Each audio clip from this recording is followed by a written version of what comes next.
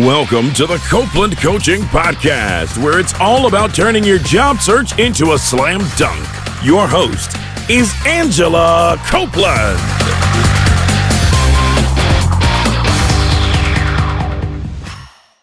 Welcome to the Copeland Coaching Podcast. I'm your host, Angela Copeland. Live on the phone with me today, I have Erin Hoffman-John in San Francisco, California. Erin is the CEO and Chief Creative Officer at Sense of Wonder. Erin has also held roles at PhilMath Games, Glass Lab Inc., and Loot Drop, among many others. She was on the board of directors at the International Game Developers Association, and she holds a dual degree in electronic arts and philosophy from my alma mater, Rensselaer Polytechnic Institute in Troy, New York. Erin, thanks for joining me today. Hi, it's great to be here. I'm so glad we were able to connect. I was talking before we got started. We were actually at RPI at the same time, but I don't think that we ever met, even though we studied kind of similar fields. Yeah, it's amazing that we missed each other, actually. It's not that big of a school. Right. Although I think they've grown a lot in the past, 10, 15 years. Yeah, that's true. Yeah. Well, your career is really impressive. I mentioned before we got started that a lot of our listeners, have interest in technology, and I know there are some who have interest in gaming, and so this is great. But you've worked on so many different games. I'm curious, when did you decide in your career that you wanted to go into gaming? Like, how did that get started? It was a complete accident.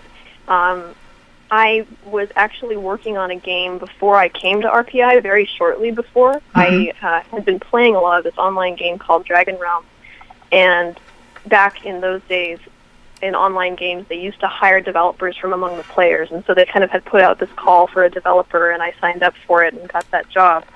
And I didn't think that anybody did that for a career at that time. It just didn't occur to me. So I found out about 4 years later that I had all this career experience that I didn't know that I had. And I got a scholarship to the Game Developers Conference because of that. Oh, that's interesting. So was that when it first kind of clicked that it was a career that you could get paid for? Yeah, that's right. Once I kind of went to that conference, and I think at that time, it's much bigger now. It's 25,000 people, mm-hmm. But it used to be just a couple thousand, I think, but still, it was about 5,000 or 6,000 people all doing this as a career, and it was really inspiring. Oh, that's interesting. So you mentioned that you were working on some things before RPI, which seems to indicate in high school, were you doing programming already? Not really programming, HTML at the time, some scripting and some websites, maybe a little bit of just messing around, but not really programming. I wish I had been. Yeah, well, that was probably in, because we're a similar age, I'm thinking that was probably in the 90s, late 90s. So even HTML back then was still kind of a new, interesting, area, I would say.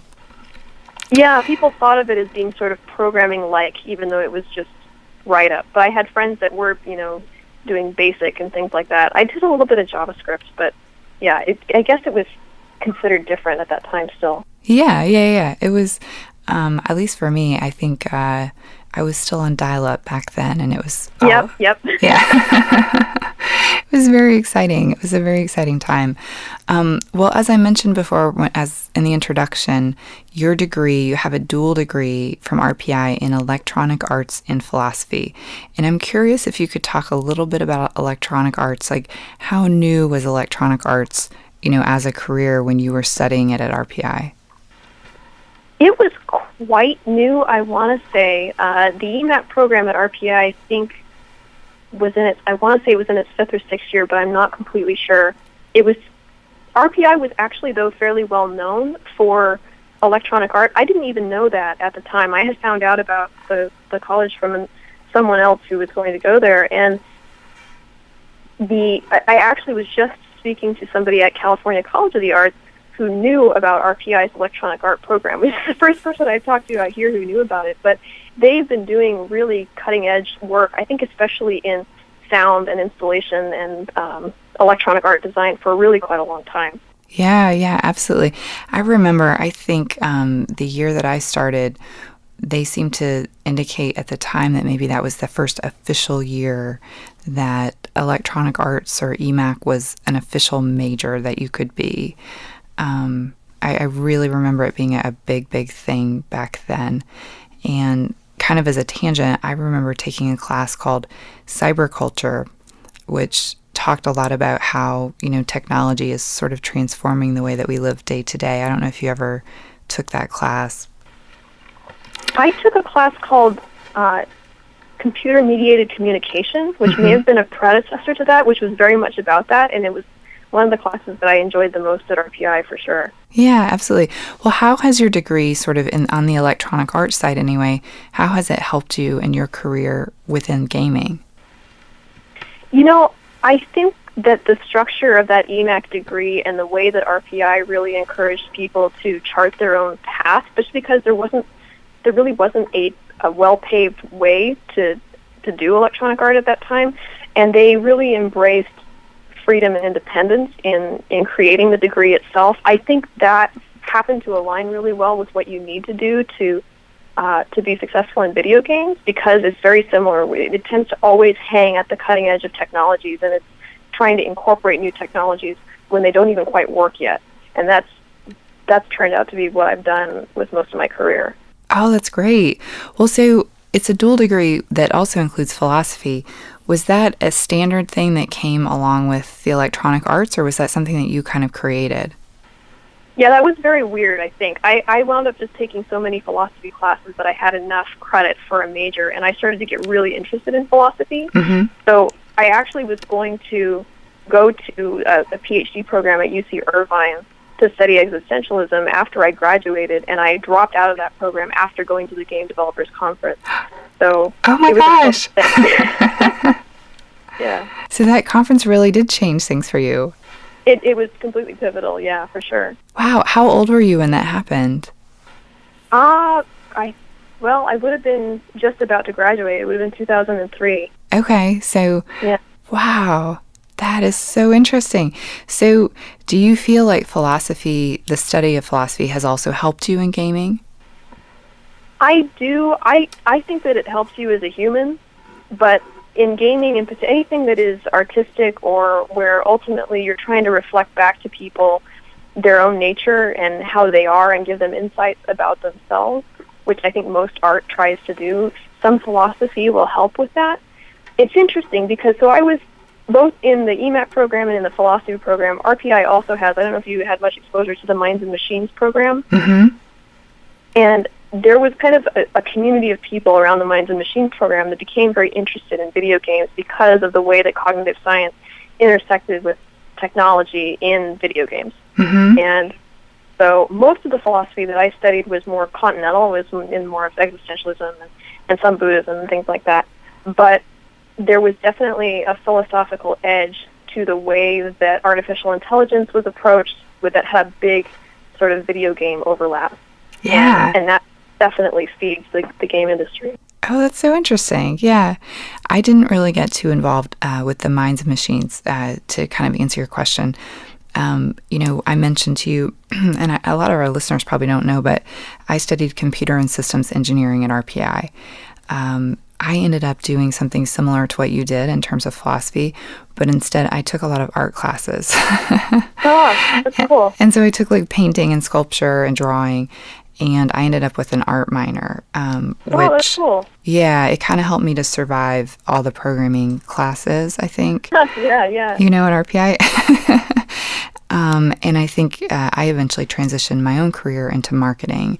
And so having sort of an art background, I think, probably helped a little bit with that. But anyway, that's interesting to hear about how sort of your degrees have kind of shaped and sort of laid the foundation, for your path forward. Well, as I kind of was reading through your background, you've worked at a lot of different organizations on lots of different games. And, many of them I'm not terribly familiar with because it's a little bit outside my normal world. So I'm curious if you could talk to us a little bit about, have most of the organizations that you've worked with, have they been startups or corporate, or kind of what's the split? I have a bit of a blend, but definitely more towards the startup side. I like companies when they're in their first 5 years or so, and so I want to say that like 80% of my job experience is with companies like that. That's Mostly, by accident, but yeah. Oh, by accident. What do you mean by that? Like, how have you kind of fallen into those things? Well, I think it was just the kind of experience that I had and the way that I was interested in things that were super new. That will draw you towards startups, and then once you have a little bit of startup experience, it takes a certain mentality to be able to be okay with having to do a whole bunch of things at the same time and not be blocked into one discipline, and also to be okay with a lot of uncertainty and to be okay with things changing all the time. I guess it's the same thing. And once you've done that once, it kind of hardens you, and so you can do it again and again, and people kind of tend to look for you more for that kind of work. Yeah, absolutely. So you're kind of I'm curious, and that kind of draws on to my next question, was the difference between the startup world and the corporate world based on having worked in both. And you're kind of alluding to it a little bit, I think, in that some of those being okay with changes, that's more on the startup side. What do you see on the corporate side that's sort of different from the startup perspective? The problems that larger corporations have are completely different, and they're very interesting. And the biggest difference that I see is that with a startup, you can make a relatively small difference in the beginning, and that can be magnified into the future of the company. Whereas with a large corporation, you have to do something really big to move their needle at all. So especially large game companies, you can create something that sells hundreds of thousands of copies, and that's still not enough. You have to be creating something that is going to move millions of people. And that's interesting, but the sort of mechanics of what you design for that tend to be much broader than being able to do something kind of newer for a smaller audience. Yeah, that makes a lot of sense. What about sort of even something as simple as like the work environment? Do you find that your sort of day-to-day office space is different when you work at a startup versus a corporation? Yeah, it's hugely different. The startups are just a lot more variable. So the environment you get is going to be very dependent on the specific people that you're working with and the culture of those people. Whereas at a larger corporation, things are a lot more secure.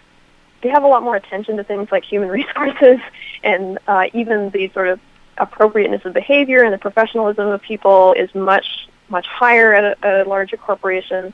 The cafeterias are way better. You don't have anything like that in a startup. But yes, it's a different way of life, and people, when they work in that environment, they tend to get very used to it, and I totally understand why. It's a lot cushier in a lot of ways. Yeah, absolutely. Well, so I'm curious just in general, you know, you have worked in the game design industry for basically, I think, since you finished school, and you probably were already kind of in that world a little bit during college. How have you seen it kind of evolve since you started till now? Yeah, man, games turn themselves inside out every 2 or 3 years. And there are certain places you could go where they would stay sort of the same in that time period, but for the most part, everything changes.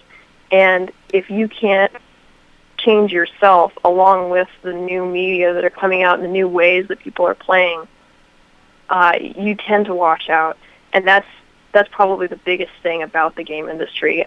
I think that if you are highly specialized at doing a certain thing for console video games right now, you could probably be a texture painter, and we will always need texture painters. But if you want to be in design, I've seen games go from where the online game that I was working on, if you just stayed an online game, we had about 2,000 concurrent players in 1999, and that was the biggest game that was out there. And now the online games with concurrency are looking at more like 12 million. Oh, wow. And it's incredible. And it's a completely different world when you have that many more people playing. You have completely different problems. The technology is completely different. Very few programmers will survive that duration of time. So you see this big drop-off where you don't see very many people over 45 in the industry, and there's a lot of opinions as to why that is. I think ageism is a big part of it, but part of it is also this complete reinvention of technology that happens on the programming side, probably more like every 5 or 6 years, but still very frequently. Wow. So where do those people go after age 45? What happens to them? I don't know. I've known a few who went to Microsoft. Or General Dynamics, or some of the big places that just hire programmers for programming work. Some of them start their own companies. The other thing that happened during my career was the boom of the App Store. And so a lot of people jumped independent and made these very simple little apps back in the beginning of the App Store that have wound up allowing them to have independent careers. A lot of them become consultants and can get that kind of work for existing companies, but not as sort of working programmers. Yeah. Oh, gosh, that's so interesting. Well, so where do you see, you've seen it change a lot over the past, however many years. Where do you see it going in the future in terms of game design in the industry? You can never say. I think the horizons that we have are so short. Right now, there's a lot of interest in virtual reality. There's a lot of investment that's going into virtual reality. I find it really cool, but I don't see a path for it into the home anytime soon, so the commercial potential of it, I think, is still a ways out. I'm really excited about we've talked about location-based gaming for a long time, but to me, one of the interesting things to think about is if we do have self-driving cars inside the next 10 years, what are people going to be doing inside of those cars? And I think that museum experiences and movie experiences could get a lot more interesting depending on what kind of technologies we bring into those environments. So I think you're going to see a lot more game-like infusion into everyday technologies as well. We've already seen some of that, but I think Slack is a really interesting example of a company that had some game DNA behind it because they made Glitch, and they actually started out as a game-like virtual world company before they made Flickr. And now they've made Slack, which is this highly usable, highly playful piece of software that is just way better than any other chat software that's out there. And so I think that there are going to be game-like applications for even corporate software that are going to wind up producing better solutions if the right teams can come together and address those markets. Oh, that's interesting. So almost what I'm hearing you say is that it could expand into other parts of our daily life that maybe we hadn't thought of in the past. Yeah, that's a way more concise way of putting it. I think that game thinking and the mentality of what makes games engaging and the way that games create an impact on people psychologically can be brought into software. And I think that in the past, or the recent past, people have thought, well, we just need to bring game people into Microsoft or other places that are making these sorts of enterprise software. That tends not to work. But I think that now we may see more game startups that are willing to turn their attention towards these kinds of things and be okay with making things that are playful because of the way that game thinking is infusing more into the mainstream than being kind of isolated to just making entertainment products the way it has been. Yeah, that makes sense. As we're talking, I'm kind of thinking through, we talked a little bit about programming and design and some different things. In your company, at Sense of Wonder, as someone that is influencing, game design, what does your role actually encompass? Like, is there a developer program portion of it? Is it mostly around design? Is it strategy? Where are you at this point in your career? Well, Sense of Wonder is very small, and we mostly intend for it to stay very small because everybody likes to be involved in sort of the full stack of deciding what we would make, figuring out the business model of how it would work, getting it done, making it, and then releasing it. So I am involved in that entire process. Right now I'm doing a lot of business development and just trying to figure out what our path for the next couple of years is going to be and how we can really make the things that we set out to make. Because the past couple of years we've been working on our technology stack and being able to just get enough technology and art online that we can begin to make games. So now we're kind of taking a step back and saying, okay, of all the games that we could be making, we have this kind of big bench of pitches and concepts. Which are the ones that we think can make the biggest impact on the world?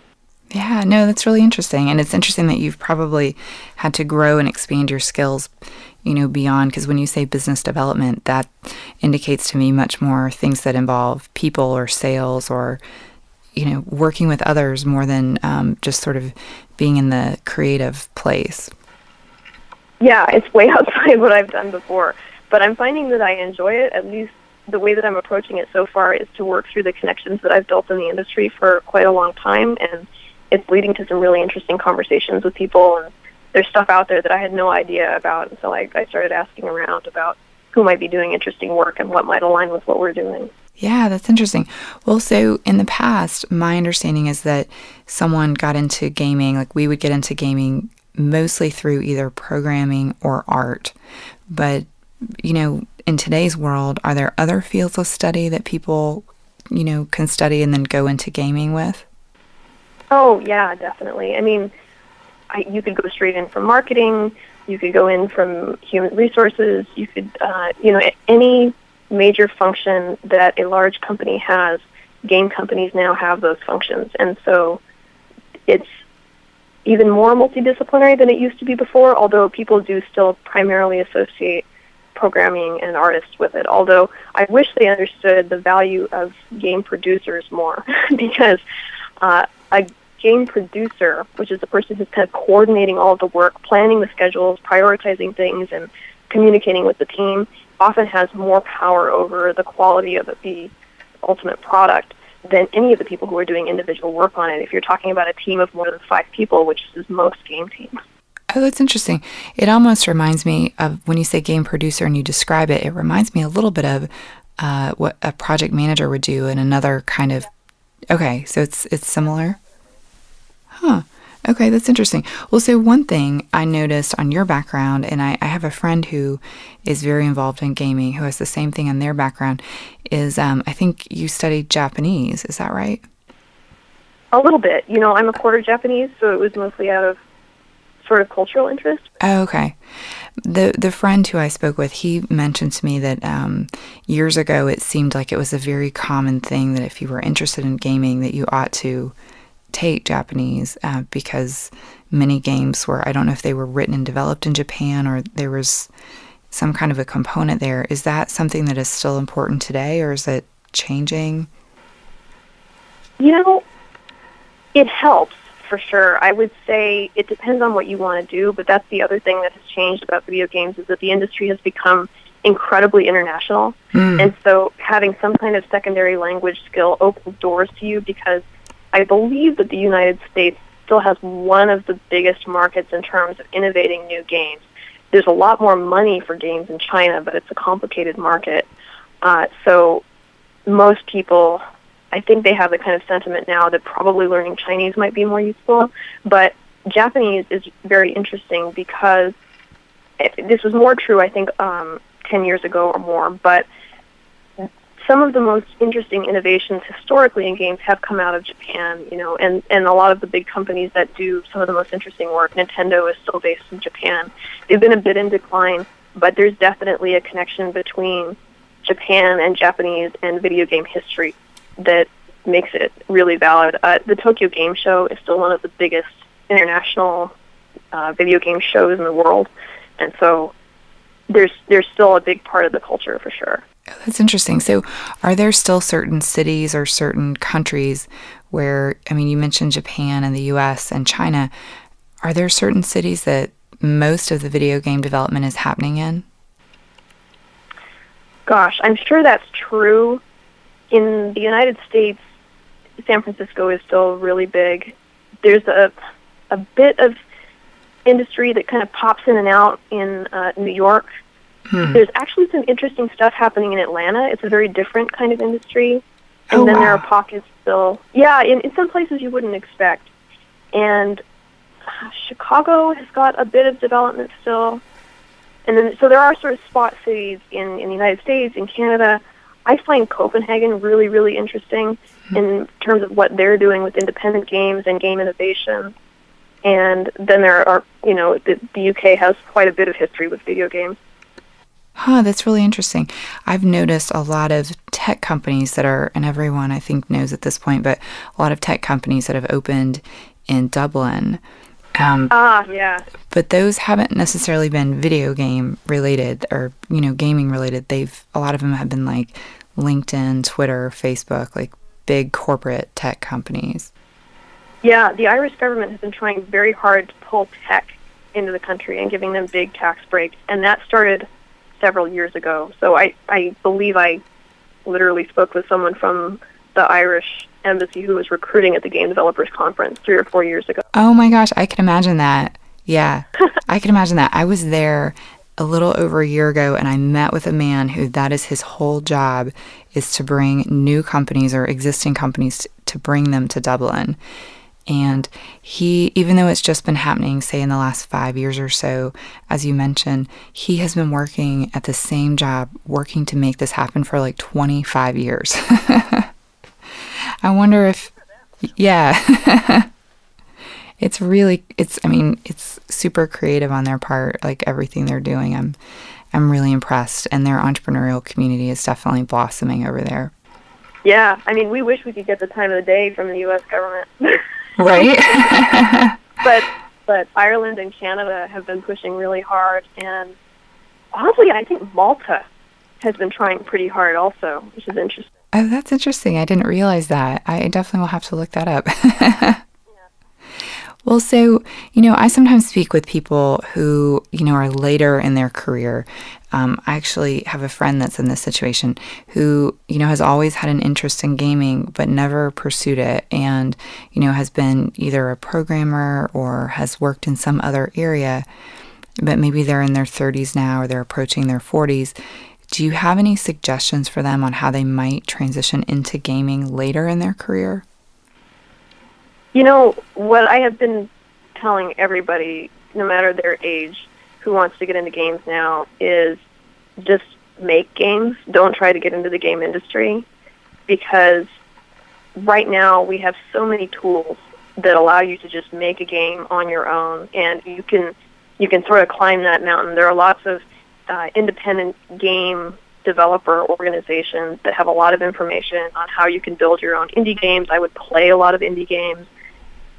It really depends on what you want to do, because the game industry has diversified so much, so just saying you wanted to get into games is actually this incredibly broad statement. Mm-hmm. But if you love games and you love playing them, I think that you can get a lot more satisfaction out of building a small one than you can out of trying to break into the industry.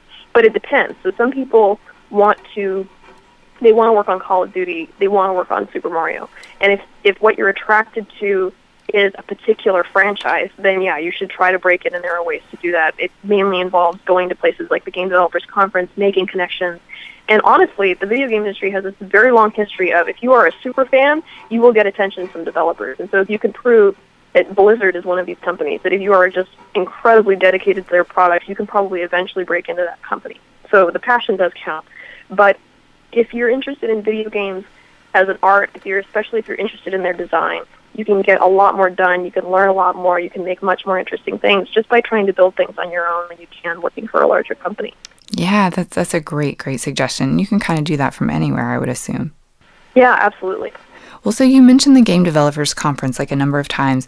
If someone who's listening, if we hear that name and we think, gosh, I'd love to go to that and learn more, I mean, is it something that you have to get a special invitation to, or how do you get to go there? No, anybody can go, which is why it's so darn big. It is quite expensive to get a full access pass. What I would recommend for somebody who's just curious about it is that they get what's called an Expo Pass, which is only $200. And the Expo Pass, not very many people know this right now, but the International Game Developers Association has a track called the Advocacy Track, which is a series of talks at the show that are specifically about game development and more cultural concerns inside of development. People with the Expo Pass can get access to those talks. And so you can use your Expo Pass to get onto both the show floor, which has huge opportunities to talk to people that are hiring, people that are doing middleware, to look at games and all this kind of interesting stuff. But you can also go to these talks and really start to connect with the game development community. And for me, that the IGDA was how I got that initial scholarship to go to the GDC, and the people that are there are extremely welcoming and interested in people who are new to the space. And so I think there's this really interesting opportunity that actually is fairly new, because the advocacy track is only a couple of years old, to have that relatively inexpensive pass and get access directly to these people who have been doing that work for a really long time and are actively interested in bringing in new voices. Oh, that's great. Well, so I'm curious, how big is the gaming industry? Is it one of those industries where you feel like you kind of know everybody, or that you maybe just know kind of like a little pocket? I mean, how big of an industry is it? It's pretty gigantic now, from what I understand. It kind of depends on how you count it, but at the same time, let's see. That's actually a really complicated question, because on the one hand, I do feel like if there's someone who's very prominent in game design, I'm probably 1 or 2 degrees from them at most if they've done interesting work. And on the other, when I go to the conference, the Game Developers Conference, and there's many conferences, I don't mean to sort of over promote just this one conference, but there's 25,000 people there, and I walk around the show now and don't feel like I know even a fraction of the people there. Oh, wow. So I don't know exactly why that is, and I don't know the composition of the demographics of the people who go, if they are all developers, if they are entrepreneurs. I actually really wish I did know more about their demographics, but the show itself has changed to where it does feel like I don't know I don't know these people anymore. From when I first started out, within a couple of years, it felt like you would recognize at least 1 in 50 people just walking around. Wow. So from your perspective, and I'm guessing, well, I have a guess, but from your perspective, how important is business networking, going out and meeting new people within the gaming industry? It's kind of in this abstract way, it's super important. What I would say is that what's really important is making connections with people that are doing the kind of work that you want to do specifically. So within all of these different subfields inside of games, if you're interested in artificial intelligence, if you're interested in user interfaces, if you're interested in 3D modeling, that you connect with the people that are working on that, because that connection with that community will keep your interest going and will exponentially increase your rate of learning. And so the people who do that tend to have longer staying power within the industry, although we also have lots of iconoclasts who just lock themselves in a room and do everything themselves. So it's not as though there's only one way of doing it, but I would say that the business networking has a certain value depending on what you want to do, but what's really important is the shared knowledge that you can get from people who are actually trying to solve the same problems you're solving, because we always have so many new problems so quickly that you need kind of a hive mind to stay ahead of it. Yeah, absolutely. And you mentioned something in your answer then, which was learning. And, you've been in the industry for a while. How important has learning been, like learning new things and learning new technologies? How important has that been to sort of being in the gaming industry for a number of years? I have a real bias, because that's why I do what I do in so many ways, not just for my own learning, but I'm interested in how other people learn. I'm interested in how we can raise the bar for education around the world using technology. So for me, it's the single most important thing. I think it doesn't have to be, but if it's not, you really are putting yourself at risk because of the speed at which things change. So basically, unless you are working to learn, you are increasing the probability that you're going to get blindsided by some major change, because whatever it is that you picked to work on is no longer the dominant technology. I totally agree. And I think, honestly, that feedback and advice applies across many industries. This probably just happens to be one where it's extra important. But when we are complacent in our learning, I think that's when we really get blindsided and can find ourselves sort of without a job and not really sure where to go next. Well, I have one last question that kind of occurred to me as we were talking. I actually have a friend who lives in Los Angeles that works for a marketing company that specifically markets video games. And just knowing her has sort of brought to my attention, wow, there's a marketing component to this whole industry, and it seems so obvious when you step back.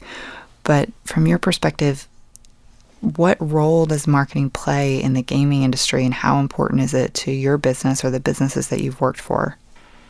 Gosh, I'm a game designer, and I'm even sort of a more maybe academically minded, more thinky type game designer, but I will still say that marketing is everything if you want to run a business in games, because we just passed this point a long time ago, probably even before I entered the industry, where discoverability is everything. And so if you can't get people aware that your game exists and why it's special, and get that message to the right people who really are going to be the ones who want to play it, you're dead in the water. It doesn't matter how good the thing you made is if nobody ever finds out about it. And we don't have channels that just do that for you.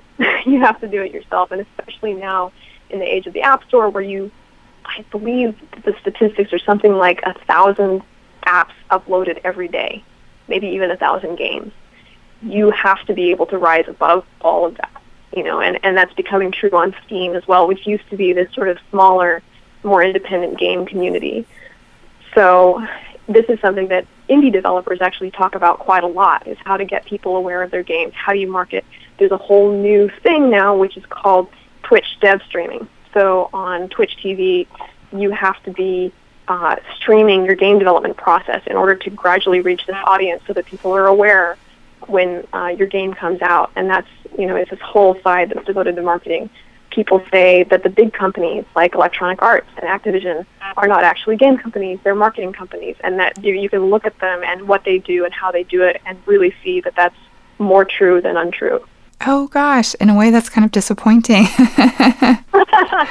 It's the way things are, Yeah, I mean, when you say it, it's so obvious, but I remember after I learned, what this friend did for a living, I thought, gosh, I would never, I always just pictured this sort of games, you get interested in them and then they grow based on how great they are, but, at the same time, if there's no marketing, you never become aware of them, like you said.